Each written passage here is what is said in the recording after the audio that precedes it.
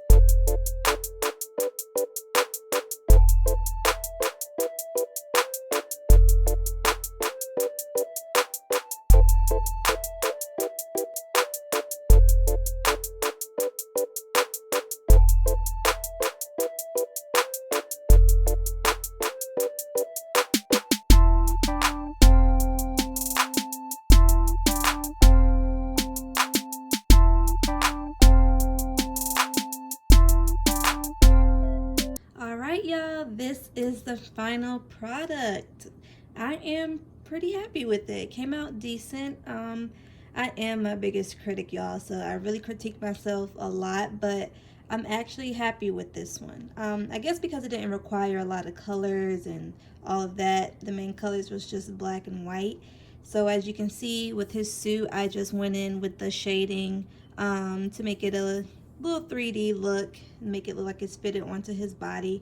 And with the black, for his trousers and her dress, I just went in and highlighted with the Prismacolor pencil with the gray, the black, and the white, mainly using the gray and the white for the highlights and just using black for the shadows, and also using the Prisma, what color is this? The Prisma French Gray. I used this for his suit to show the shadows in the suit. But for the skin tones, I did go in with different shades. I went in with some browns, some tan, some nudes, and just really mixed them and started shading for her and her bust and just shading around his head. I had the light source coming from the right side, so as you can see, the highlights are on her knee to show her leg to give a 3D look, and it's coming in on his trousers here on the side, and to indicate he has a seam, or not a seam, a cut crease of some sort on his trousers. But for the most part, I am happy with this, and it was fun doing this with you guys, and this is my first time doing a whole step-by-step with you all, so I hope you really enjoyed it, and I can't wait to film my next one. Okay, you guys, and we're done. I had fun actually filming this. It requires a lot of work, so I applaud all the YouTube influencers or social media influencers who really film all day, have to edit all day. It's really a process, so much respect goes out to you guys. And I am excited to become another influencer for fashion, illustrations, and more. I want to do more stuff too later on, but for the most part, I'm just focused on helping you guys learn how to draw fashion illustrations the easy way and not too technical, and to have fun with it. So hopefully you guys will have fun with me watching me draw and me teaching you how to draw.